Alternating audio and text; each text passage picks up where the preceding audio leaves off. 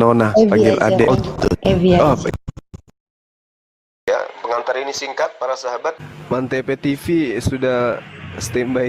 Di like, di subscribe, di share sebanyak mungkin untuk supaya mencegah sahabat-sahabat kita di luar sana tidak terpengaruh terhadap pemurtadan. Bang Zuma pada saat itu yang akhirnya membuat saya tertegun untuk menjadi seorang mualaf. Allahu Akbar, Masya Allah.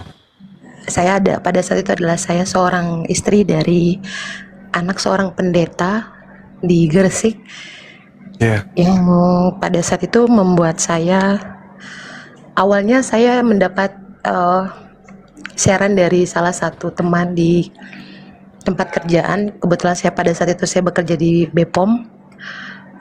Ada siaran yang status di WhatsApp yang membuat saya menjadi tertegun untuk sedikit mengetahui tentang dakwah Gurunda di TikTok. Pada saat itu membuat saya mempertanyakan tentang jati diri saya sebagai seorang Kristen pada saat itu. Kebetulan saya kenal juga dengan Bang Fandi Ahmad. Ada perdebatan Gurunda dengan Bang Fandi yang pada saat itu membuat saya menjadi tertegun untuk mengenal Islam. Alhamdulillah, 6 bulan yang lalu saya memutuskan untuk menjadi seorang mualaf, dan Allahu Akbar. saya mendapatkan sebuah tekanan besar dalam keluarga juga. Pada saat itu saya adalah seorang istri dari anak seorang pendeta Gurunda. Oh iya, iya. Saya tadi sempat menantu dari ya, seorang pendeta, iya. Tadi saya sempat berbicara sama Bunda Dewi. Saya sedikit bercerita dan ada sedikit rasa yang sampai saat ini membuat saya masih gemetar setiap saya menceritakan itu, Gurunda. Karena panggil Bang Zuma aja biar lebih akrab lagi. Ya. Bentar Mbak Ebi, teman-teman, biar Mbak Ebi bisa open cam, silakan di follow ya, biar bisa open cam, silakan di follow yang 2,8 ini ya, biar bisa open cam, biar kita bisa melihat Mbak Ebi seperti apa. Ya, lanjut Mbak Ebi. Saya keturunan Tionghoa bermargawang. Pada saat itu orang tua saya benar-benar memberikan tekanan yang luar biasa dari mental, hujatan, serta kerusakan psikolog saya yang dengan keputusan yang saya ambil, Bang Zuma.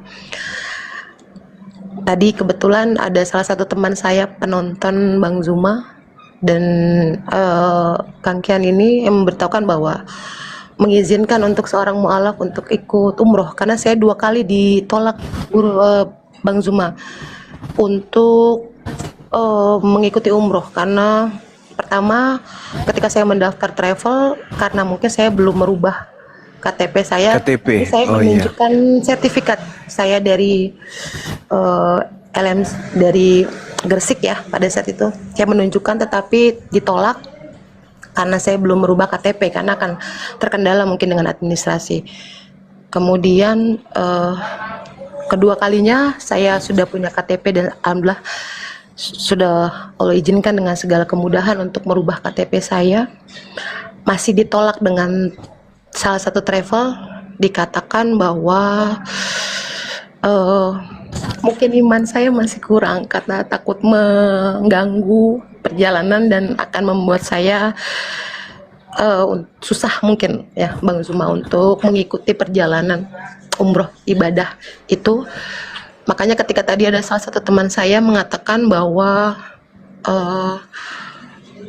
di sini bisa membantu saya untuk menjalankan ibadah umroh.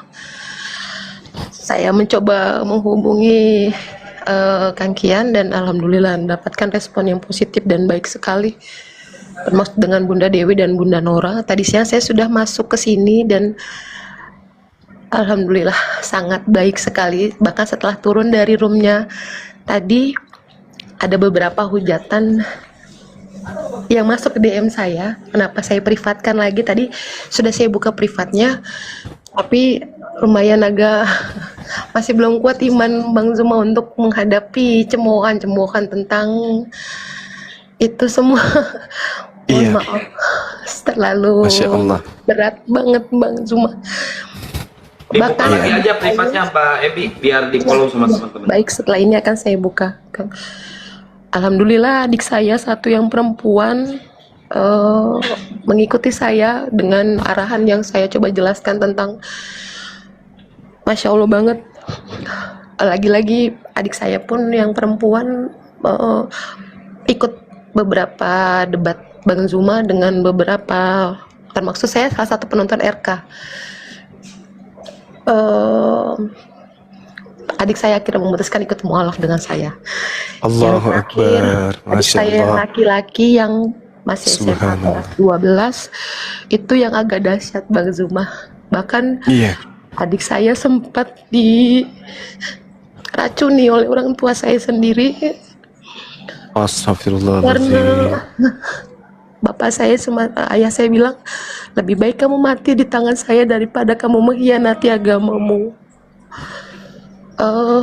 Makanya pada saat itu saya pindah dari Gresik ke Jakarta karena saya ikut dengan teman saya. Tapi ketika saya dapat kabar dari adik saya coba jemput dan lagi-lagi intimidasi yang saya dapatkan tidak main-main. Sampai akhirnya saya berpindah lagi ke Lampung. Dan alhamdulillah sekarang saya sudah ada di Lampung dengan adik dari ibu saya. Yang ingin saya pertanyakan Bang Zuma, ada beberapa hal yang masih tadi sudah sempat saya tanyakan, tapi pertanyaan tadi belum selesai. Tentang dari makna dari surat Ar-Ra'd ya Kang ya, Ya, Ar-Ra'd ayat 11, di mana Allah tidak akan mengubah nasib suatu kaum sebelum kaum itu sendiri yang mengubahnya dengan sebuah qadar atau takdir. Yang saya pertanyakan adalah Bang Zuma, ini pun yang menjadi pertanyaan saya dan adik-adik saya, jika memang sudah ada yang namanya takdir, kenapa saya harus dilahirkan dalam agama yang mungkin salah? Tetapi ketika saya diperkuat dengan surat Ar-Ra'd tersebut, saya merasa bahwa adik saya yang laki-laki sempat ada pertanyaan, mungkin bercandaan ya Bang Zuma, oh berarti kita dipermainkan sama Allah gitu.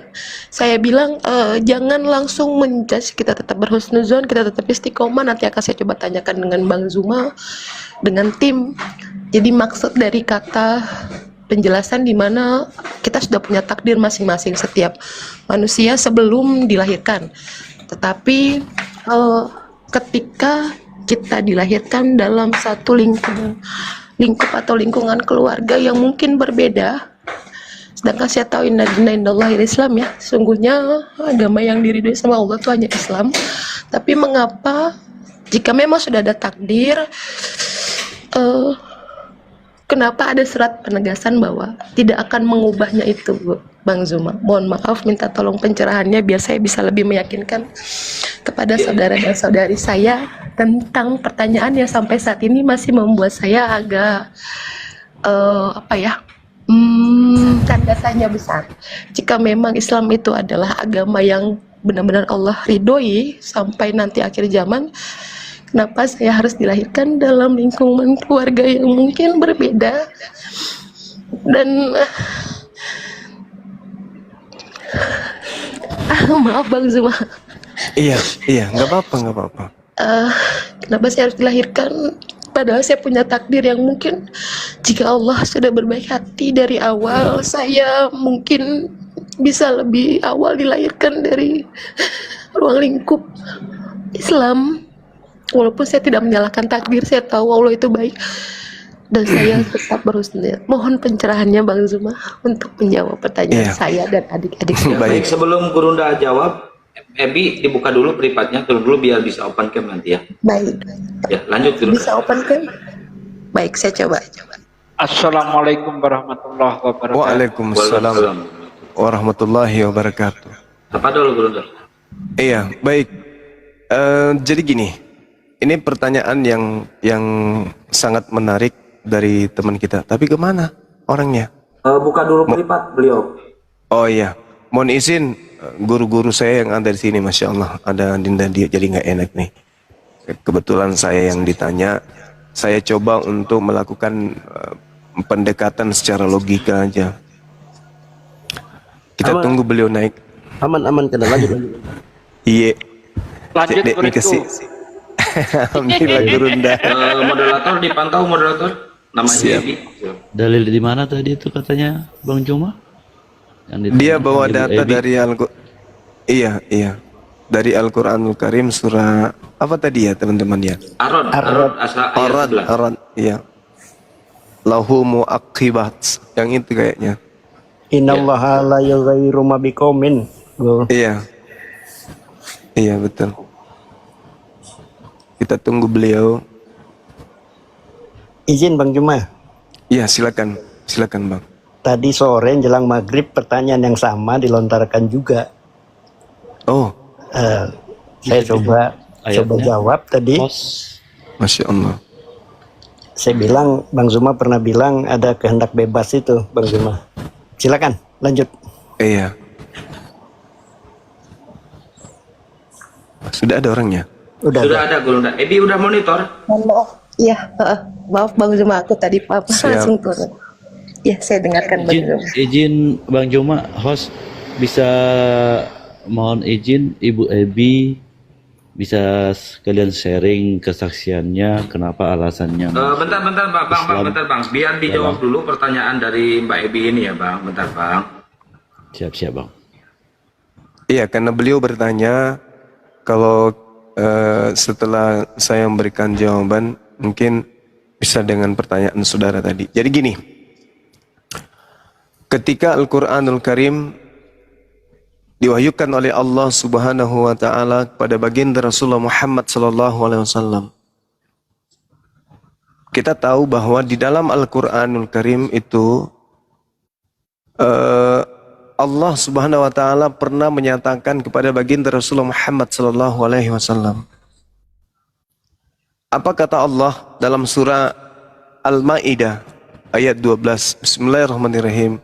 Walaqad akhazallahu mitsaqa bani Israil wa ba'atsna minhum 12 naqiban wa qala Allah inni ma'akum.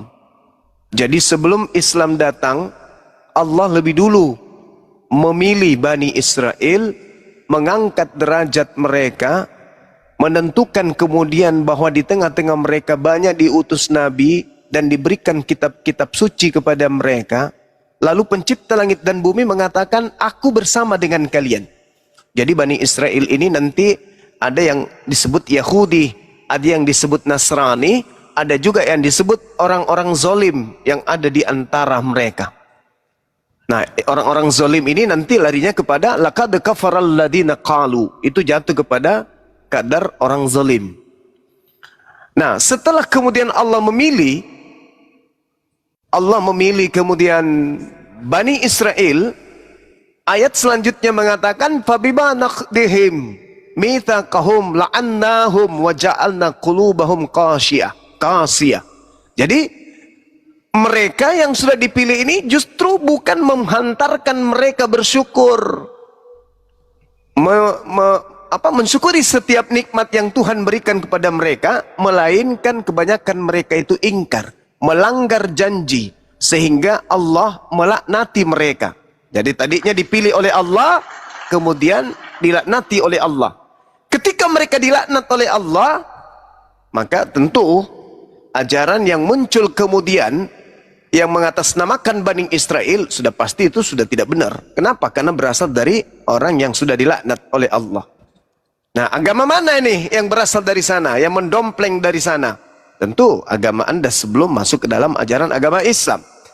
Nabi Muhammad sallallahu alaihi wasallam ketika datang kemudian, ya ahlal kitab qad ja'akum rasuluna yubayyinu lakum katsiran mimma kuntum tukhfuna minal kitab. Wahai ahli kitab. Jadi yang diseru lagi adalah ahli kitab, Yahudi dan Nasara. telah datang kepadamu Rasulku Nabi Muhammad menjelaskan kepadamu banyak hal dari isi kitab yang kamu sembunyikan. Kalau kamu ikut kepada kitab yang dibawa oleh Nabiku, maka kamu akan mendapatkan cahaya. Maka kamu akan mendapatkan penjelasan tentang fungsimu untuk hidup di atas muka bumi ini. Maka Al-Quran aku wahyukan kepadamu wahai manusia sebagai petunjuk untuk mengikuti keridaanku kepada jalan keselamatan, untuk mengeluarkan manusia termasuk kalian dari gelap gulita kepada cahaya dengan izinnya, dan menunjukkan kepada kalian dengan Al-Quran itu jalan yang lurus. Kemudian muncul pertanyaan, bagaimana dengan saya bang? Ketika kemudian Nabi Muhammad berseru kepada ahli kitab, tapi ternyata orang tua saya justru tidak berasal daripada orang-orang yang tunduk kepada syariat hukum Tuhan yang datang melalui baginda Rasulullah Muhammad SAW. Bagaimana dengan saya yang lahir dalam keadaan kufur, karena berasal dari tengah-tengah orang yang kufur? Nah, saya mengatakan begini, orang yang lahir dalam keadaan kufur, ketika datang Al-Quran, apa kata Quran? Wa min qablihi kitabu Musa imama wa rahmah, wa hadha kitabun musaddiqul lisanan arabiyya liyunziral ladina zalamu wa busyra lil muhsinin. Al-Quran datang membenarkan kitab Taurat sebagai petunjuk dan rahmat, dan Al-Quran ini kemudian datang dalam bahasa Arab untuk memberi peringatan kepada orang-orang yang zalim dan memberi kabar gembira pada orang-orang yang berbuat baik. Nah, jadi ketika kemudian Al-Quran sudah sampai kepada saudara Ebi, Tuhan sudah menggariskan Al-Quran ini adalah peringatan bagi orang-orang zalim dan memberi kabar gembira kepada orang-orang yang berbuat baik. Berarti Al-Quran datang kepada orang-orang kafir juga sebagai pembawa kabar gembira kepada mereka seketika mereka menemukan diri mereka meninggalkan kekafiran dan melakukan kebaikan-kebaikan seperti yang Anda lakukan sekarang. Maka Al-Quran itu adalah merupakan kabar gembira untuk saudara. Lalu bagaimana dengan takdir? Ini secara logika saya ingin menjelaskan begini. Kalau kita berbicara mengenai ketetapan-ketetapan Allah di dalam Al-Quran yang tadi sempat dibacakan oleh saudari saya, guru saya, di situ dikatakan innallaha la yugayyiru ma biqaum hatta yugayyiru. Jadi dikatakan bahwasanya sesungguhnya Allah tidak akan mengubah keadaan suatu kaum sebelum mereka mengubah keadaan diri mereka sendiri. Di dalam Al-Quran juga diterangkan kebenaran itu telah didatangkan oleh Allah. Barang siapa yang mau beriman silakan beriman, barang siapa yang mau kafir silakan kafir. Itu kaidah dalam Islam tuh. Nah, sekarang ketika Anda dilahirkan dalam keadaan kafir, lalu kemudian Anda menggunakan akal sehat, istimewanya Anda adalah ketika kami yang dilahirkan dari Islam sejak kecil, dosa-dosa kami itu terhitung dari sejak kami balik sampai hari ini, kecuali kami bertaubat dengan taubatan nasuha, dan itu sangat berat. Tapi kalau orang Kristen non-Muslim, istimewanya mereka adalah ketika sampai kebenaran Islam kepada mereka, lalu mereka bertaubat, masuk ke dalam ajaran agama Islam, maka seluruh dosa-dosa yang pernah ia lakukan bersih, semuanya dihapuskan oleh Allah. Itu keistimewaan. Itu keistimewaan. Itu keistimewaan. Jadi Allah itu sangat adil. Ada yang dilahirkan dalam keadaan kafir, tapi nanti di sekelilingnya tuh bunyi masjid, ada toah, mereka mendengarkan kebenaran-kebenaran dari Quran. Kalau mereka menggunakan akal sehat, maka mereka akan mendapatkan hidayah masuk Islam. Artinya mereka masuk Islam sudah dalam keadaan dewasa dan langsung bersih dosa-dosanya. Itu keistimewaan. Itu keistimewaan. Lalu bagaimana dengan ayat tadi dalam surah Ar-Ra'd ayat 11? Itu ayat 11 ya. Ayat 11. Nah, Ya, ya.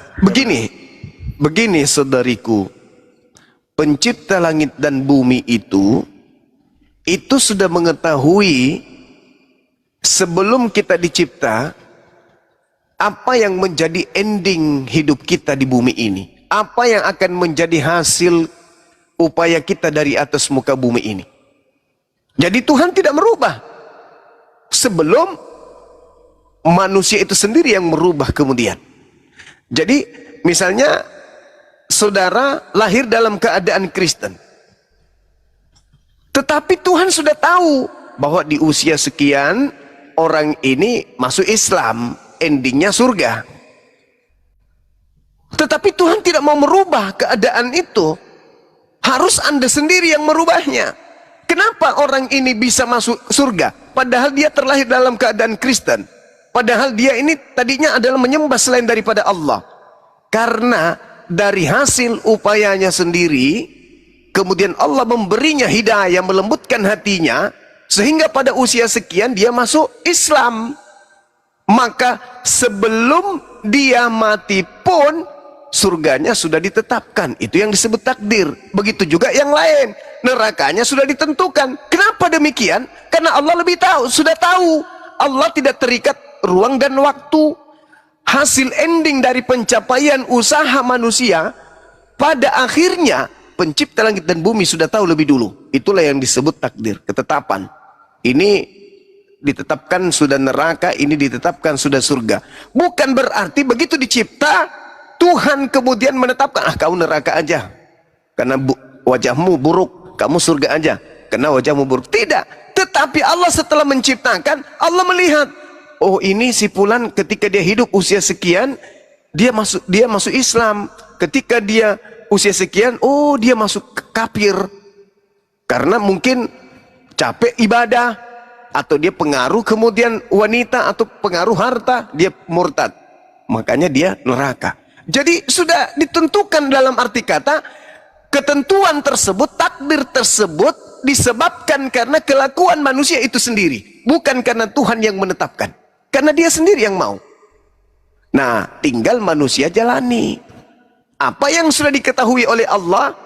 Tuhan sudah manusia tinggal jalani. Contoh misalnya, saya seorang sutradara, saya sudah tahu cerita yang akan muncul di dalam film tersebut, dan saya sudah bisa kasih kesimpulan. Si A meninggal pada sesi kedua, si B masih hidup, yang tinggal berdua nanti di akhir film yang hidup. Kenapa demikian? Karena bagi sutradara cerita itu sudah diketahui, paham keadaan yang terjadi terhadap ciptaannya itu Tuhan sudah ketahui. Maka itulah yang disebut takdir, ketetapan Tuhan berdasarkan terhadap keinginan manusia itu sendiri terhadap dirinya. Contoh misalnya nih, kita kenal ada seorang Kristen bernama Bom-Bom. Adakah paksaan dia menjadi Kristen? Tak ada. Berarti itu pilihannya sendiri. Ya. Tapi dia dilahirkan dalam keadaan Kristen. Betul. Tapi bukankah dia punya akal? Bukankah dia punya otak? Bukankah dia punya pemikiran? Dia punya kuping, dia punya mata, dia punya perasaan. Masuk akalkah Tuhan menjadi bayi? Masuk akalkah Tuhan dibunuh manusia? Kalau dia menggunakan akal, maka dia akan meninggalkan keyakinannya yang ada sekarang ini. Nah, itulah yang dikatakan takdir di dalam Islam terkait dengan nasib. Ya, kalau nasib itu beda lagi kajiannya. Saya kira begitu. Mudah-mudahan bisa dipahami. Kalau ada tambahan dari guru yang lain silakan. Iya, baik. Ebi, silakan ditanggapi dulu Ebi. Sebelum ke guru yang lain biar satu pintu. Dibuka mute-nya, Mbak Ebi. Loh, pental dia. Jaringan kali. Jaringannya jelek, dia kepetal-petal terus dirunda. Oh ya? Tunggu naik lagi. Iya. Dari tadi ya naik lagi.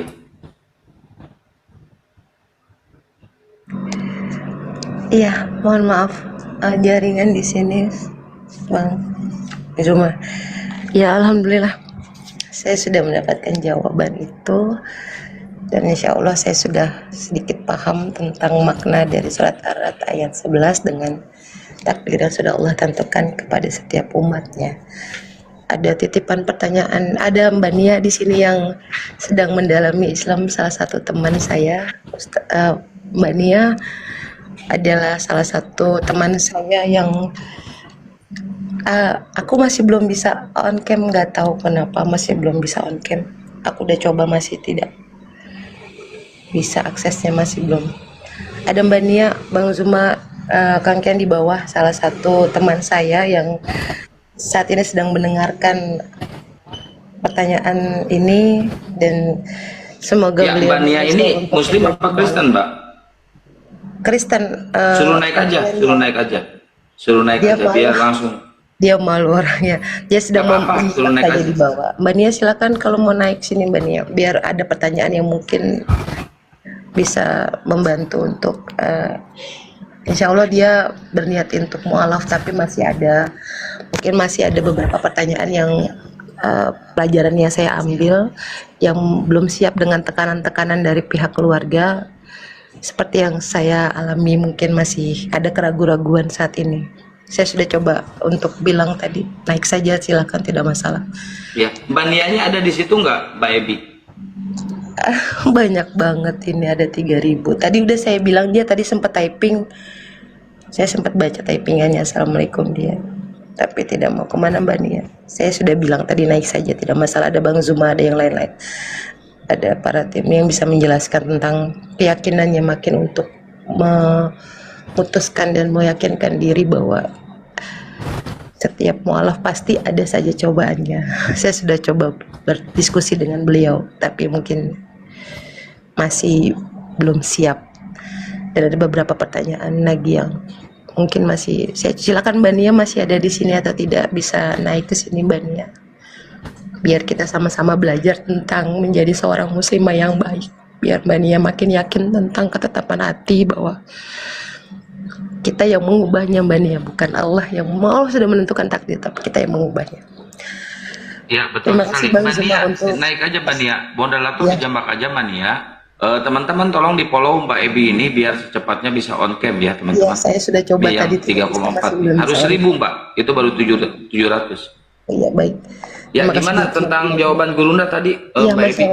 Alhamdulillah saya sudah mendapatkan jawaban yang selama ini. Sebenarnya banyak yang menjelaskan, termasuk tadi pertanyaan dari Ustadz Arif ya. Tadi sudah menjawab, tapi belum selesai pertanyaan saya karena agak masih takut banget untuk memberikan pertanyaan. Tapi ya, alhamdulillah sudah. Terima kasih untuk pencerahannya Bang Zuma. Masih ada titipan pertanyaan dari adik saya tentang Islam. Itu ada yang namanya Syiah. Jadi kemarin itu sempat ada pertanyaan, Islam apa? Islam ortodok kah? Islam Syiah kah? Karena kan kita di Kristen ada Kristen ortodok ya, yang kebetulan kurang lebih dari memakai hijab juga menggunakan tasbih yang Kristen ortodok. Maka adik saya ingin bertanya tentang apa itu Syiah. Ya, mungkin saya serahkan kepada Dinda Dio untuk menjelaskan tentang ini. Mohon izin Dinda. Ya, siap kan aku? Ya, silakan. Ya, bismillah. Jadi sebenarnya kalau kita ingin melihat sejarah asal muasal dari mana sekte Syiah ini muncul, awal mulanya itu dari seorang Yahudi yang berpura-pura masuk ke dalam Islam. Kemudian dia menampakkan loyalitas yang berlebihan terhadap Ali bin Abi Thalib. Namanya Abdullah bin Saba. Nah, Abdullah bin Saba ini berpura-pura masuk ke dalam Islam, kemudian dia tampakkan loyalitas berlebihan terhadap Ali bin Abi Thalib, sampai ada di antara mereka yang mentuhankan Ali bin Abi Thalib. Tujuannya tidak lain dan tidak bukan adalah untuk merusak Islam dari dalam. Ini disebut dalam istilah Islam, disebut dengan istilah gulu, lewat batas dalam memuji, lewat batas dalam memihak. Padahal Ali bin Abi Thalib itu adalah salah satu khalifah Rasulullah setelah Abu Bakar As-Siddiq, Umar bin Khattab, Utsman bin Affan, kemudian beliau yang keempat Ali bin Abi Thalib, dan merupakan menantu Rasulullah sallallahu alaihi wasallam dan sekaligus merupakan sepupu beliau sallallahu alaihi wasallam. Nah, seiring berkembangnya zaman, maka muncullah kelompok orang-orang yang memang menginginkan fitnah di awal-awal Islam dahulu. Maka dua kelompok besar muncul, ada Syiah, ada lawannya kaum Khawarij. Nah, ini sebenarnya sekedar pengetahuan umum saja, karena kalau untuk Kak Ebi atau adiknya atau temannya yang baru masuk Islam untuk mendalami hal yang seperti ini, menurut saya pribadi kurang pas. Kenapa? Karena nanti itu akan datang bisikan-bisikan syaitan untuk membuat tashkik. Tashkik itu meragu-ragukan, membuat kita ragu. Nah, kalau saya pribadi lebih condong kepada pendapat ulama-ulama Islam, ulama-ulama besar dalam Islam dari kalangan ulama terdahulu yang mereka mengatakan Syiah itu bukan bagian dari Islam. Mereka hanya datang untuk merusak Islam dari dalam. Makanya kalau kita pelajari dengan teliti, rincian-rincian yang diajarkan dalam agama Syiah itu jauh berbeda dengan apa yang diajarkan oleh Rasulullah Shallallahu Alaihi Wasallam. Itu garis besarnya, Kak Ebi. Aku bisa paparkan bagaimana bentuk keyakinan kufur yang mengeluarkan mereka dari agama Islam. Dan aku punya kitabnya dan itu banyak sekali bukti-buktinya. Nah, cuman mungkin kurang pas rasanya kalau itu dibahas secara detail di sini. Seperti itu. Yang intinya, Islam tidak pernah mengajarkan Syiah. Dan Syiah itu bukan bagian dari Islam. Adapun orang-orang yang loyal terhadap Ahlul Bait, keluarga Nabi Muhammad SAW, ya, itu bagian dari Islam. Tapi nanti Syiah masuk mendompleng ke situ untuk merusak Islam dari dalam. Begitu, Kak Ebi. Nabi Muhammad SAW tidak mengenal yang namanya Syiah. Kayak Paulus gitulah. Kurang lebih begitu. Kurang lebih begitu. Ya, saya paham. Jadi ajaran Nabi Muhammad itu, ajaran Nabi Muhammad Shallallahu Alaihi Wasallam itu murni, tidak ada satupun di dalamnya yang mengajarkan harus jadi Syiah atau ikut Syiah atau jadi pengikut Syiah, nggak ada. Justru Nabi Muhammad Shallallahu Alaihi Wasallam melarang kita. Syiah itu kan dari kata kelompok, ya, Syiatu Ali artinya kelompoknya Ali, artinya dia punya loyalitas yang berlebihan terhadap Ali bin Abi Thalib, terlebih khusus kepada keluarga Ahlul Bait Nabi Muhammad SAW. Tapi ada kejanggalan di situ, di mana mereka ini sangat membenci keluarga Nabi yang paling dekat dengan Nabi di waktu itu. Siapa dia? Itulah istrinya, Aisyah radhiyallahu anha. Padahal Aisyah itu termasuk istri yang paling dicintai oleh beliau sallallahu alaihi wasallam. Merupakan anak dari teman yang paling dekat dengan beliau, itu Abu Bakar As-Siddiq radhiyallahu anhu. Tapi mereka kafirkan, mereka benci. Nah, itulah agama Syiah yang sesungguhnya. Cuman banyak yang belum mengetahui tentang hal tersebut. Nah, ini secara garis besar saja. Yang pada intinya Nabi Muhammad SAW pernah berpesan, taraktukum fikum amrain lan tadillu abadan ma in tamassaktum bihima, kitaballahi wa sunnati. Aku tinggalkan kepada kalian, wahai umatku, dua perkara. Kalian tak akan pernah tersesat selama-lamanya selama kalian berpegang teguh dengan dua perkara ini. Apa itu? Kitabullah, yaitu Al-Quran, dan sunnahku, yakni hadis-hadis Rasulullah yang sahih yang beliau contohkan kepada para sahabatnya. Itulah yang kita tiru, itulah yang kita ikuti. Taraktukum ala mahajjatin bayda lailiha kanahariha la yazigu anha ba'di illa halikum. Aku telah tinggalkan untuk kalian agama yang putih terang benderang, sangat jelas. Artinya apa? Tuntunan Nabi Muhammad itu sangat jelas, terang. Lailuha kanahariha, malamnya sama seperti siangnya. Artinya antara malam dan siang gak ada bedanya, sama-sama terang. Saking jelasnya agama Islam, semua lengkap dengan dalilnya, semua lengkap dengan tuntunannya. Dan itu saya yakin Mbak Ebi menyaksikan itu dalam diskusi-diskusi Bang Zuma atau teman-teman yang lainnya, ya kan, jelas semua kan. Ditanya mereka jawab dalil, tanya jawab dalil. Yang malah yang mutar-mutar tuh justru oten malah. Nah, seperti itu. Nah, apa kata Nabi? Lailiha kanahariha la yazigu anha ba'di illa halikun. Tidak ada seorang pun yang menyimpang dari agama yang terang benderang, yang jelas, yang telah aku titipkan, yang aku telah tinggalkan ini nanti setelah wafatku. Tidak ada seorang pun yang menyimpang dari agama ini, melainkan dia pasti akan menjadi orang yang binasa. Nah, jadi kewajiban Kak Ebi sekarang adalah pelajari Islam itu dari sumbernya. Insya Allah kami dari ATI siap ya untuk melakukan pelayanan apapun bentuk pertanyaan, kalau ada apa-apa mungkin Kak Ebi mau bertanya, boleh langsung ke tim kita APII yang mungkin punya nomornya atau DM bisa langsung. Kita insya Allah Kak Ebi 24 jam. Kenapa? Karena kita saudara.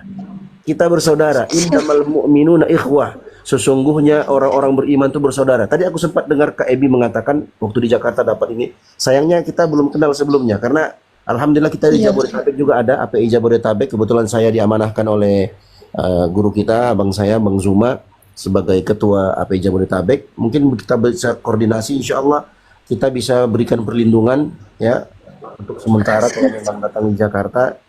Jangan takut. Orang-orang beriman itu la khaufun alaihim wa lahum yahzanun.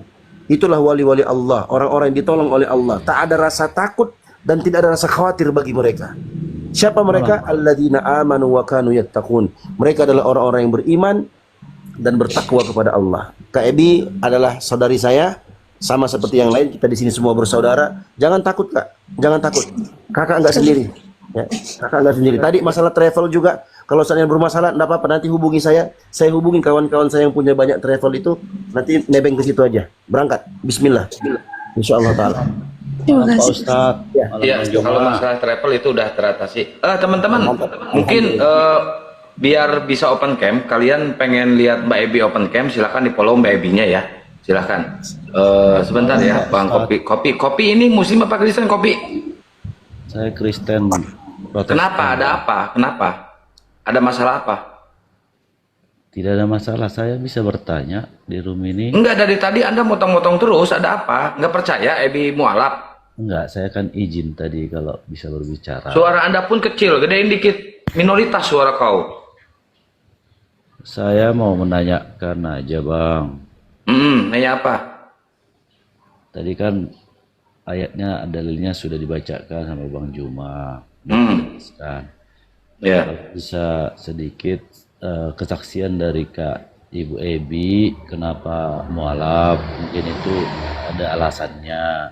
Ya, alasannya dia nggak percaya punya Tuhan manusia, itu Bang. Ya kan perlu kita dengarkan juga. Udah tadi. Bisa dibagikan sama Ibu Ebi. Yang kedua, suami Ibu Ebi kan sudah bersuami. Kira-kira diizinkan nggak mualaf gitu? Gimana seperti itu di? Ya udah dengerin nih. Silakan Mbak Ebi. biar saudara Kopi mana tahu bisa dapat hidayah juga. Silakan Mbak Ebi dijelaskan sesuai dengan pertanyaan beliau. Ya, Kang Juma, Bang Juma. Silakan Bang, silakan. Iya, saya juga ingin tahu, penasaran juga sih, dasar awal yang mendasari kemudian ninggalin agama masuk Islam itu apa itu Mbak? Biar kami tahu di sini. Ya, Kalau Akang kan udah tahu, kami belum tahu. Silakan. Ibu Ebi dari Kristen Protestan atau Kristen Katolik gitu aja? saya dari Protestan. Silakan Ibu. Saya dari Protestan. Baik, saya mohon izin Bang Zuma dengan teman-teman. Iya, silakan. Semuanya, saya ingin sedikit bercerita. Pada saat itu di tahun 2024 tepatnya ketika saya sedang mengandung ya. Pada saat itu saya sedang mengandung, kemudian ada satu hal yang membuat saya merasa cemas dan merasa saya pun tidak tahu dengan hati saya ketika satu momen di mana saya sedang terduduk diam dan saya mendengarkan suara azan, padahal saya sudah sering banget mendengarkan azan pada saat itu, tapi pada saat sore itu saya mendengarkan azan pas sholat asar, ada satu getaran dalam diri saya yang menjadi sebuah pertanyaan buat saya. Getaran ini belum pernah saya rasakan sebelumnya. Mungkin pada saat itu saya sedang mengalami satu momen di mana itu adalah feeling seorang perempuan yang sedang hamil, atau yang mungkin pada saat itu moodnya yang mungkin terkadang membuat hati kadang gelisah atau tertawa, kadang sedih, kadang bahagia. Setelah beberapa kali saya mendengarkan suara azan, ada satu yang membuat saya merasa tertegun dengan kalimat saya penasaran gitu makna dari azan itu apa. Ada satu kalimat di mana kata-kata dari, mohon maaf, azan itu kan Allahu Akbar gitu. Allah Maha Besar. Ada satu hal yang membuat saya merasa Allah itu tidak berwujud, Allah itu tidak ada. Tapi kenapa umat Islam mayoritas di Indonesia itu lebih memilih agama yang jelas pada saat itu tidak ada Tuhannya, tidak bisa terlihat pada saat itu. Ada beberapa hal yang membuat saya merasa penasaran dengan pertanyaan itu, dan akhirnya saya mendatangi salah satu teman saya, dan kemudian teman saya itu memberikan satu gambaran di mana keyakinan Islam, keyakinan kita dengan Allah itu adalah hati yang berbicara. Sama halnya ketika kita melihat angin, kita tidak bisa melihat wujudnya, tapi kita bisa merasakan bahwa angin itu ada.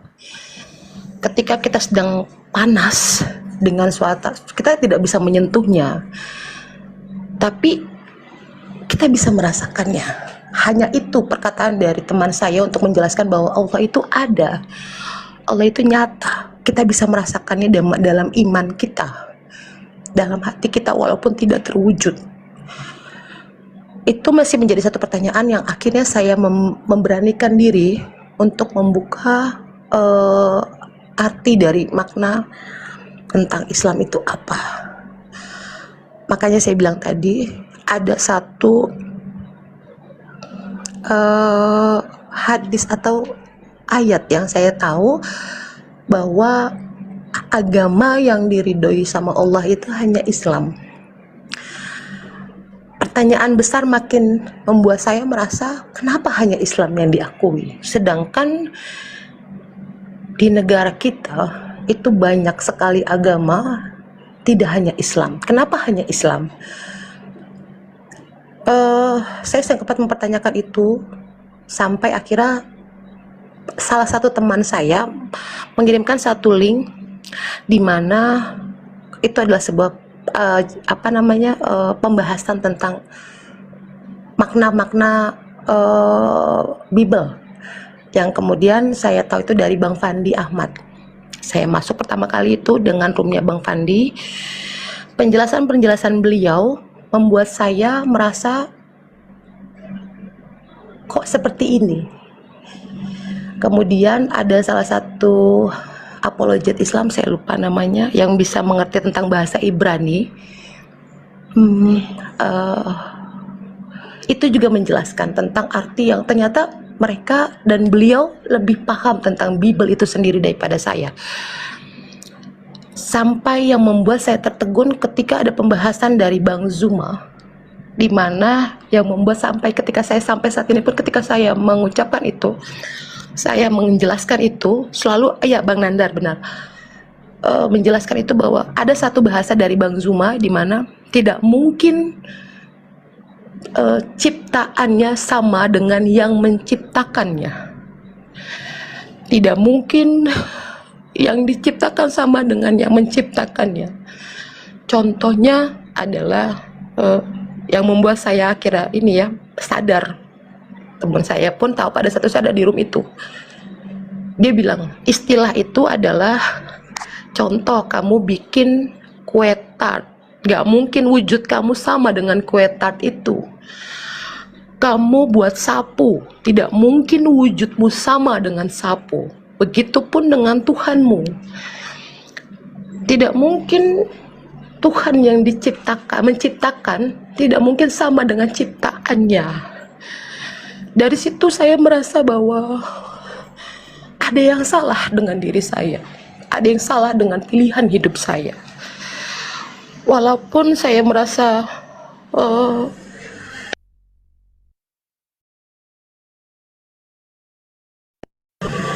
membuat saya merasa bahwa apa yang terjadi dengan diri saya, ada apa dengan hidup saya. Kenapa harus seperti ini? Kenapa saya jadi gundah? Kenapa jadi gelisah? Kenapa jadi takut? Takut akan sebuah makna di mana ternyata penjelasan-penjelasan Bang Zuma, penjelasan para apologet Bang Nandar sekalipun membuat saya merasa benar. Tidak mungkin, bahkan saya belajar Bible dari beliau. Saya yang mempelajari, tapi justru saya belajar di mana penjelasan itu benar-benar membuat logika saya bermain. Sekali lagi saya bilang saya adalah seorang psikolog. Kebetulan saya adalah seorang psikolog. Saya tidak belajar tentang agama, tetapi logika dan analogika saya sebagai seorang psikolog, saya paham ternyata selama ini saya ditipu daya. Ada salah satu ayat yang pernah Bang Zuma jelaskan di mana Tuhan Yesus itu menyembah itu bukan dia yang mengakui bahwa dia adalah Tuhan. Dia tidak pernah mengakui bahwa dia adalah Tuhan. Sekali lagi saya jelaskan, dia tidak pernah mengakui bahwa dia adalah Tuhan. Tetapi dia pun menyebut bahwa dia adalah sebuah utusan. Dia bukan firman, dia utusan yang menyampaikan firman. Dari situ yang membuat saya merasa yakin dan memantapkan diri saya untuk lebih mendalami sampai akhirnya tepat tanggal 22 Juni 2025 saya memutuskan untuk menjadi seorang mualaf karena pikiran saya tidak pernah sesuai dengan hati yang telah saya alami gitu. Kenapa kita pemilik kitab itu kita tidak pernah memahami itu secara nyata, tidak memahami itu secara real, bahwa memang itu tidak benar yang tertulis ya, yang tertulis secara nyata, yang tertulis secara jelas. Logika kita itu harus dibuka. Tuhan Yesus tidak pernah berkata bahwa dia adalah Tuhan, tapi dia adalah utusan penyampai firman. Utusan penyampai firman. Dan begitu saya memahami bahwa kenapa pada saat akhir zaman nanti yang diturunkan, yang diutuskan itu Nabi Isa alaihissalam, bukan Nabi Muhammad. Karena apa? Karena kita sudah terlalu jauh salah. Kita sudah terlalu jauh menyalahkan takdir kita. Bahwa Tuhan Yesus tidak pernah mengatakan bahwa dirinya adalah Tuhan. Makanya dia datanglah nanti di akhir zaman untuk mengarahkan kepada kami pada saat itu ya. Baru saya merasa yakin. Justru saya belajar Bible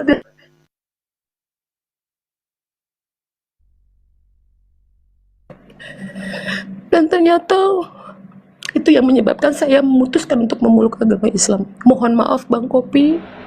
Sekali lagi saya tegaskan, tidak ada keraguan-raguan saya, kehalangan saya, atau hanya nafsu saya semata-mata ikut tren. Dimana saya dibilang kamu hanya ikut tren, ikut-ikutan, keluar dari saya secara sadar. Dan secara lantang saya bilang, Tuhan Yesus itu bukan Tuhan. Dia pun sama seperti Nabi Muhammad, seperti Nabi Isa yang menyampaikan firman yang di jalan kebenaran. Dan dia bukan, dia hanya penyampai. Tapi kalian sedikit sedikit koreksi sedikit, jangan lagi nyebut Tuhan Yesus ya. Ya, maaf. Ya, itu aja koreksi. Lanjut. Ya, mohon maaf Ustaz. Bahwa Nabi Isa yang saya tahu dari agama saya sekarang adalah bukan sebagai firman, melainkan sama-sama seperti Nabi yang lain, sama. Hanya utusan yang menyampaikan saja. Hanya utusan yang menyampaikan bahwa dia pun sama. Makanya itu yang akhirnya salah satu omongan Bang Zuma juga yang saya catat sampai hari ini. Bahwa nanti akan diturunkan untuk meluruskan jalannya itu. Kenapa harus Nabi Isa?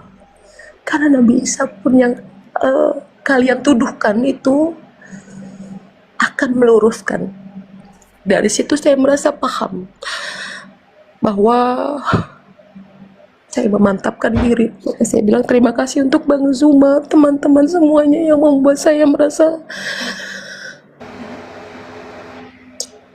Iya, Mbak Ebi Saya udah bisa open cam, Mbak Ebi. Turun dulu terus naik lagi ya, biar bisa open cam. ya, saya coba. Baik. Ya, seperti itu. Kopi rokok. Silakan ditanggapi kopi. Iya, makasih sudah diberikan waktu. Cuman saya koreksi, tadi saya tidak bakal mengatakan Ibu Ebi itu tren atau ikut-ikutan. Itu tidak ada ya. Nah, saya cuman mau mendapatkan hidayah, alasan mau mendengar kesaksian Ibu Ebi. Tapi saya koreksi, saya tidak mengatakan Ibu Ebi atau mengatakan ikut-ikutan atau tren.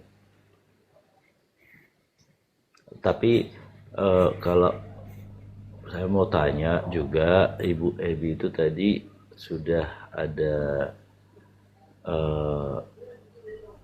persetujuan atau sudah disetujui suaminya kalau masuk Islam, seperti apa di dalam Al-Quran, Bang Juma, misalnya kalau suami tidak menyetujui atau tidak meridokan istri yang mu'alaf, ini tuh menambah perbedaan. Baik. Juga itu aja. Ya, sebelum Bang Juma jawab, saya jelasin dulu. Mbak Ebi ini begitu masuk Islam, begitu dia syahadat, mu'alaf, dia pisah dengan suaminya. Bahkan dia diusir di rumahnya. Nanti biar Mbak Ebi yang menjelaskan. Tapadol Gerunda, pertanyaan dia di Quran katanya. Pak Petalampu, Assalamualaikum warahmatullahi wabarakatuh. Waalaikumsalam warahmatullahi wabarakatuh. Lanjut. Iya, baik. Waalaikumsalam warahmatullahi wabarakatuh. Kalau kaidah di Islam, jangankan kepada suami, kepada orang tua pun kita tidak patut kemudian tunduk kepada mereka dalam hal akidah. Tapi perintah Qur'annya, kita harus tetap mengabdi, memperlakukan orang tua kita dengan cara baik. Dikatakan dalam Al-Quranul Karim, Bismillahirrahmanirrahim, wa in jahadaka ala an tusyrika bi ma laysa laka bihi ilmu fala tuti'huma wa sahibhuma fid dunya ma'rufa. Dan jika kedua orang tuamu memaksamu, memaksa itu artinya dalam setiap kondisi, untuk mempersekutukan aku dengan sesuatu yang engkau tidak mempunyai ilmu tentang itu, maka janganlah engkau mentaati keduanya, dan pergaulilah keduanya di dunia dengan cara yang baik. Nah, itu terhadap orang tua. Lalu bagaimana dengan suami? Kalau dalam Islam ketika sudah beda akidah, maka jatuh, pisah, bukan lagi suami istri. Nah, kalau dia masih tetap sama-sama, maka itu jatuh kepada keadaan zina. Maka kalau misalnya suami tidak mau ikut, ya harus pisah. Seperti itu, Bung. Karena itu sudah beda akidah, sudah beda agama. Mereka jatuh palu, bukan lagi suami istri. Nah, jadi seperti itu dalam Islam. Silakan. Mungkin bisa ditanya langsung bagaimana pandangan suaminya ketika Mohon maaf, beliau. Ya, ada silakan. bacaan, mohon maaf Bang Zuma, ada bacaan harus menyiarkan live beberapa menit baru bisa, apa saya kurang paham untuk bisa cam. Oh, 20 detik. 20 detik. Iya, Tunggu harus 20 detik. menyiarkan dulu baru bisa on cam. Saya pun bingung. Harus live dulu 20 Iya, harus detik. live 30 menit Bang Oh, Cam. jangan, nggak usah. Udah di sini aja nggak apa-apa. Ibu Ebi ke Lampung, suami tidak Iya, bersama suami lagi ke Lampung gitu, Bu. Ebi. Oh, untuk mohon maaf ya Bang Kopi, pertanyaan tentang suami, saat ini saya sudah diceraikan dan saya sudah bercerai dengan karena saya bilang tadi sempat ada hujatan, sempat ada hinaan, bahkan saya mengalami keguguran di mana pada saat itu saya bukan menjelekkan agama saya sebelumnya, tapi demi Allah, demi Rasulullah, bahwa pada saat itu saya pun takut karena saya mengalami keguguran yang mungkin karena pertanyaan-pertanyaan yang saya sulut mungkin membuat beliau merasa marah dan akhirnya membuat saya meninggalkan rumah karena saya diusir dari rumah. Akhirnya saya diceraikan sampai saya bahkan sebelum saya menjadi seorang muslim saya sudah diputuskan untuk melakukan presiden perceraian itu. Jadi kalau ditanyakan status saya saat ini apakah saya bersuami, mohon maaf saya sudah tidak bersuami. Dan memang pada saat itu saya diusir secara, bukan saya yang keluar tetapi saya yang diusir. Bukan hanya diri saya yang rusak tetapi mental saya juga rusak, maka saya memutuskan untuk keluar dari Surabaya, dari rumah sendiri. Pada saat itu saya pergi ke Jakarta. Sampai Jakarta saya masih mendapatkan intimidasi serta tekanan-tekanan yang mungkin pada saat itu membuat saya merasa terancam, sampai akhirnya saya memutuskan untuk berpindah lagi. Ketika saya di Jakarta, itu tadi saya bilang adik saya yang laki-laki mendapatkan satu hukuman yang mungkin menjadi hukuman untuk saya. Sekali lagi saya bilang bukan saya ingin mengintimidasi atau menjelekkan agama saya sebelumnya, tetapi adik saya mendapatkan satu hal yang membuat saya seperti inikah ajaran yang kalian ajarkan? Mana kasih yang selalu kalian banggakan? Segitu teganya kalian sampai mohon maaf meracuni anak sendiri hanya karena ingin memilih jalan hidup untuk keputusannya. Tapi sekali lagi saya bilang bukan maksud saya ingin menjelekkan, tapi saya hanya memberikan pengalaman hidup saya bahwa ternyata seberat ini untuk menjadi seorang mualaf. Jadi bukan saya ingin berpindah, tetapi memang hukuman yang saya dapatkan dari pihak keluarga terbesar terutama. Jadi bukan karena dari orang-orang sekitar, bahkan saya sampai lari ke sini saat ini karena saya sudah tidak merasa nyaman, saya sudah tidak merasa aman di Jakarta. Mohon maaf, karena mungkin keluarga besar saya pun masih banyak di Jakarta, makanya saya memilih untuk tinggal di sini saat ini. Bahkan sampai saya bilang tadi, saya masih merasa takut.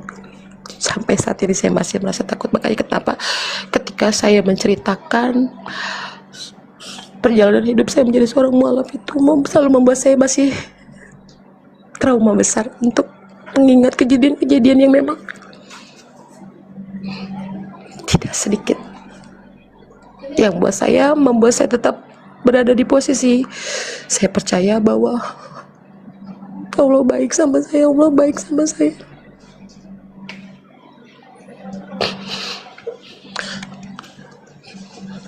Seperti itu. Izin Kak Ebi, aku izin menambahkan sedikit hal tadi. Tidak perlu lagi ditanyakan tentang suaminya karena seorang pasangan suami istri itu secara otomatis firok namanya dalam Islam, itu firok tanpa talak. Firok itu otomatis saya sudah dijelaskan itu pada saat itu, Ustaz, mohon izin. Oke, siap. Itu ada dalilnya dalam Al-Quran. Lahunna hillul lahum wa lahum yahilluna lahunna. Mereka wanita-wanita yang beriman itu tidak halal bagi mereka laki-laki kafir itu. Sebagaimana mereka orang laki-laki kafir itu tidak halal juga bagi wanita-wanita mukminah. Wala tumsiku bi'asamil kawafir. Jangan kalian berpegang dengan tali pernikahan dengan orang-orang yang kafir. Jadi itu sudah fix ya teman-teman, nggak usah ditanyakan lagi Ya. biar Mbak Ebi juga nggak terlalu ingat-ingat yang dulu-dulu. Ya, lanjut Mbak Ebi. Ya, ya, seperti itu. Jadi, kalau ditanya, saya ingin menanyakan tentang bakti saya sebagai seorang anak terhadap orang tua saya, Bang Zuma. Mohon penjelasan dan pencerahannya karena saya dengar kabar ibu saya saat ini sedang dirawat. Tapi saya takut untuk ke sana. Saya ingin bertanya tentang bagaimana, apa yang harus saya lakukan saat ini. Sedangkan ketika saya ke sana pasti nyawa saya pun akan tidak baik-baik saja. Tapi saya tahu dia itu maksudnya gimana ya, orang tua saya atau orang yang sudah melahirkan saya. Lantas kira-kira bagaimana langkah yang harus saya ambil? Mohon penjelasannya. Saya harus bagaimana? Saya harus ke sana, tetapi lagi-lagi saya bilang saya takut. Jujur saya takut. Apakah ini hanya sebuah ancaman atau saya tidak bilang ini sebuah manipulatif, tapi saya tahu bahwa orang tua saya masih sangat tidak mengizinkan dengan keputusan yang saya dan adik-adik saya ambil. Adiknya ada yang ikut, berapa orang yang ikut mualaf, Mbak? 2 orang, Bang Zuma. 2 orang. Saya dua-duanya. Hanya abang saya 1 orang lagi. Yang kami 4 bersaudara dan yang bertiga sudah masuk mualaf, yang satunya yaitu merasa. Ya, Dinda Dito mungkin bisa kasih solusi, Dinda. Silakan Dinda. Biar Dinda Dio yang saya harus mengambil sikap bagaimana. Insya Allah. Saya harus datang. Izin Kak Ebi, ibunya di mana Kak Ebi? Izin. Silakan, Dek. Surabaya, di Gresik. Surabaya. Kalau area Jabodetabek, insya Allah kita bisa kawal, insya Allah. Kita jamin Mbak Ebi selamat kalau mau ketemu sama ibunya. Cuman kalau di Surabaya saya nggak punya ini. Mungkin kawan-kawan. Ya, izin Pak Hidio. Ya, Kalau Mbak silakan. Ebi perlu dan kita dibutuhkan di sini, insya Allah saya juga ada di Surabaya, teman-teman yang laskar yang siap mendampingi Mbak Ebi. Kalau mau silahkan nanti. Ya boleh, Insya nanti Allah. Mbak Ebi berkabar-kabar aja. Kalau insya Allah kalau di area Jabodetabek, insya Allah saya siap menjalankan amanah untuk. Ya, tapi apakah maksud saya gini, Ustaz? Tapi sebentar izin. Gurunda, apakah Gurunda mengizinkan kalau tim API nanti termasuk yang di Surabaya mengawal Mbak Ebi? Iya, tapi pertanyaan beliau itu bukan arahnya ke situ. Beliau tanyakan Bukan itu. bagaimana kedudukan saya sebagai Iya. seorang anak, sementara iya. saya sudah mu'alaf dan Iya. orang tua saya dalam keadaan sakit. Apa yang mesti saya lakukan sekarang Ya, ini? karena kan Apakah saya tahu hanya karena orang mendoakannya tua, atau gimana? apakah Iya, boleh, saya gitu. harus Boleh, kan boleh. kita Iya, katanya Dinda, tidak silakan, boleh. Dinda. Iya, Boleh, bagaimana itu? untuk mendoakan kesembuhan itu boleh. Bahkan doakan dia masuk Islam. Doakan dia masuk Islam. Doakan kesembuhan boleh. Kalaupun seandainya Kak Ebi mau menjenguk dengan pertimbangan yang Kak Ebi sebutkan tadi, itu harus dengan pertimbangan yang matang. Tapi kalau Iya. seandainya aman, maka Kak Ebi wajib mengunjungi ibunya yang sedang sakit.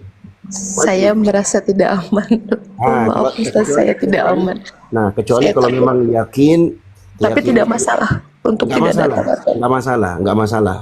Karena ada pertimbangan yang sangat besar antara yakinnya Kak Ebi itu hilang, keraguannya itu hilang dengan rasa yakinnya. Apa yakinnya sekarang? Yakin nggak merasa aman kalau datang ke sana. Bukan berarti Kak Ebi-nya durhaka, enggak. Memang ada keinginan yang sangat besar untuk bertemu. Adik-adik saya bertanya Ya. seperti itu, Ustaz. Soalnya apa? Masalah, Kita nggak durhaka, kita nggak negokin mama begini. Nggak masalah, Tapi nggak saya masalah. takut. Jujur saya takut. Enggak apa-apa. Yang penting sekarang ini yang paling mudah untuk dikerjakan adalah mendoakan mereka supaya cepat sembuh. Itu yang paling mudah. Kalau memang bisa dikontak pakai HP atau video call, itu alhamdulillah. Video call aja. Tidak dikasih akses. Kalau nggak Iya, dikasih saya akses dapat ya udah. kabar. Saya dapat kabar itu, Ustaz, mohon maaf. Saya dapat kabar itu justru mereka menghina, maksudnya kayak sudah puas dengan apa yang sudah kamu lakukan terhadap ibu kamu lah, segala macam itu. Berarti berlaku firman Allah, la yukallifullahu nafsan illa wus'aha. Allah tidak membebani satu jiwa kecuali yang dia sanggup lakukan. Itulah yang Mbak Ebi sanggup sekarang. Kita nggak bisa ngapa-ngapain lagi ya. Yang paling penting sekarang adalah doakan dia, doakan ibunya cepat sembuh, sekaligus doakan dia dapat hidayah. Siapa tahu waktu mustajabah di sepertiga malam terakhir, apalagi di waktu hujan, apalagi pas ini lagi safar kan, lagi safar. Ya berdoalah, mudah-mudahan Allah kabulkan doanya. Ya, tidak ada yang mustahil bagi Allah Subhanahu wa taala. Innama amruhu idza arada syai'an ay yaqula lahu kun fayakun. Sesungguhnya urusan Allah itu kalau Allah inginkan suatu perkara tinggal Allah katakan kun, jadi maka jadilah. Allah katakan sembuh ibunya Kak Ebi, sembuh. Allah katakan masuk Islam dia, masuk Islam dia. Nggak ada yang mustahil bagi Allah. Tinggal kita, Kak Ebi mau nggak mendoakan? Nah, silakan doakan. Insya Allah Allah kabulkan doanya. Mendoakan. Cepat sembuh, insya Allah. Cepat sembuh. Ya, udah jelas ya Mbak Ebi ya. Izin saya bertanya ke Bang Kopi, apakah benar di ajaran Kristen seperti itu? Orang anaknya masuk Islam terus diracun. Silakan Bang Kopi. Itu ajaran siapa Bang Kopi? Izin, kalau mempertanyakan seperti itu tidak ada jelas disebutkan di ajaran Kristen ya, Protestan ya. Dan masalah dibilang diracun atau rencana meracun atau gimana, itu Ibu Ebi sudah diracun, sudah terjadi gitu? Sudah terjadi. Adik saya sudah mendapat itu, karena bahkan saya bilang ketika saya menengok adik saya di rumah sakit pada saat itu, beliau bilang bahwa lebih baik saya matikan anak saya daripada dia keluar dari ajaran kasih. Nah, di mana ajaran kasihnya Kopi? Lebih baik dia mati di tangan saya karena dia anak saya, dia hak saya. Bukan hak kalian, bukan hak kamu sebagai kakaknya, bahkan hak agama kamu bukan, dia hak saya. Penuh di hak saya. Lebih baik saya melihat dia mati di depan saya daripada saya harus melihat dia keluar dari. Mohon maaf, Kristen. Oke, Ibu Ebi, seperti itu dikatakan orang tua. Tapi ada bukti bahwa orang tua yang benar-benar meracun? Ya, beliau sendiri yang bicara terhadap saya dan adik saya yang perempuan sebelum dia mengakui dengan jelas. Makanya saya bilang, kenapa saya bilang akhirnya saya membawa adik saya. Nah, saya mendapatkan itu jawaban itu secara langsung dari beliau yang akhirnya membuat saya semakin takut. Makanya saya bilang, mohon maaf Bang, saya takut, jujur saya takut. Bukan saya takut bahwa saya akan mati dalam keadaan saya muslim, bukan, tetapi saya takut adik saya harus menanggung apa yang sudah saya lakukan dengan keputusan yang saya ambil dengan saya dan adik saya sebelumnya yang perempuan. Bukan saya takut, sekali lagi saya bilang saya tidak pernah takut saya diracuni atau seperti apa yang dilakukan orang tua saya terhadap diri saya, tapi saya takut adik saya menjadi imbasnya. Itu saja. Saya tidak pernah takut. Anaknya saudara ibu itu diracun tapi selamat, masih hidup gitu ya? Selamat pada saat itu karena adik saya yang perempuan yang menemukan adik saya, karena posisi saya di Jakarta pada saat itu, bukan di rumah sana. Adik saya yang menemukan dan ibu saya dengan jelas bilang, biarkan adikmu mati. Dia anak saya, dia hak saya punya hak penuh atas diri dia. Saya tidak, biarkan kamu dengan kakakmu pergi dengan ajaran yang kau anggap mungkin itu bisa membuat kamu lebih bahagia dengan duniamu, tapi tidak dengan anak laki-laki saya. Oh, jadi saudaranya sudah masuk Muslim dua-duanya juga, Ibu Ebi? Alhamdulillah. Oh, jadi kalau menurut saya bukan mengajar. Bentar, mungkin Guruda mau masuk dulu, tapa dulu Guruda. Iya, sedikit aja Bang, sedikit Bang. Sedikit aja. Suara saya kedengaran nggak? Iya.